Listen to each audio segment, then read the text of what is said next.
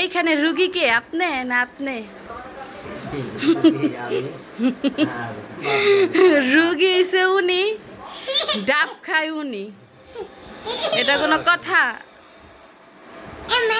কথা দুষ্ট ছেলে, ছেলে এই দুষ্ট ছেলে। কে দিছে ডাব আদিপ? না বলো, আমার জ্যাঠা পাঠাইছে। রুগীর জন্য অনেক অনেক জিনিস কালকে হচ্ছে আমার বাপের বাড়ি থেকে নিয়ে আসছে। তারপরে হচ্ছে আদিবের দাদা, আদিবের জ্যাঠা সবাই হচ্ছে রুগীর জন্য অনেক খাবার আনতেছে, খাইতেছে আমি আর আদিব। এই যে আম আমাদের বাড়ি থেকে নিয়ে আসছিল আদিবের বাবার জন্য। তারপরে দুধ নিয়ে আসছিল, অনেক অনেক কিছু। তো ওইগুলার ভিডিও করা হয় নাই, তো এইগুলোই শুধু ভিডিও করা হয়েছে। আদিব হচ্ছে ভিতরে ডাবের শ্বাস খাবে, কিন্তু এটা তো কিছুই নাই, কারণ একদম কচি ডাব এটা। তারপরে হচ্ছে ওর বাবা একটু কাইটা দিতেছে। আজকে হচ্ছে হসপিটালে গেছিলাম আদিবের বাবারে নিয়ে, তো টেস্ট দিয়ে আসছি অনেকগুলা। আর এটার মধ্যে কিছুই নাই রে বাবা, এটা একদম কচি ডাব। ওই যে তুমি নানু বাসায় যায় খাও, নানু বাসায় ডাব আছে।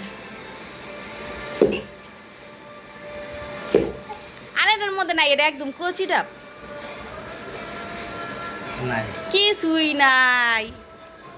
এই যে কোলবালিশ দেয়া হচ্ছে, আদিব কি বানাইছো এটা? কোলবালিশ দেয়া হাম্বা বানাইছে। আবার এই যে রশি, দুষ্ট ছেলে, দুষ্ট ছেলে।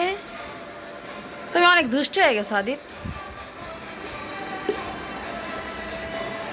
আর এটা রাইখা দেন, এর মধ্যে কিছুই নেই, শুধু শুধু পোলার লেগে পরিশ্রম করতেছ।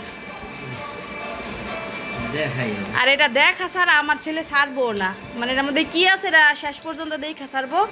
ওর বাবা এটার চিকিৎসা করার পর ও এটার চিকিৎসা শুরু করবো।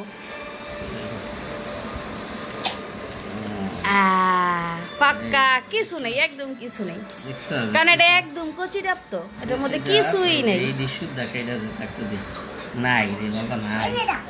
মানে ও এটার চিকিৎসা করুক, আপনি ছুরি দিয়ে দেন আমারে। কিছু নাই রে বাবা, তোমার নারিকেল আইনা দিব, ঠিক আছে? এটা এখন খাওয়ার দরকার নেই, নানুর বাসা থেকে আনবো, তারপর তুমি খাও, ঠিক আছে?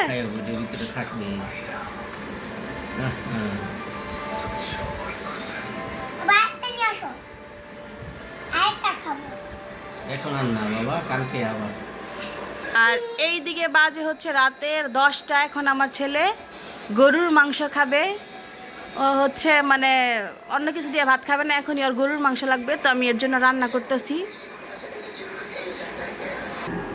তো এই যে হচ্ছে আমি মাত্রই বসাইছি গরুর মাংস, আলু দিয়ে ঝোল খাবে। ও হচ্ছে গরুর মাংসের আলুটা খুব পছন্দ করে, আর মুরগির মাংস হচ্ছে ভুনা করলে অনেক পছন্দ করে। এই ছিল আজকের ব্লগ। সবাই ভালো থাকবেন, সুস্থ থাকবেন, টাটা, বাই বাই।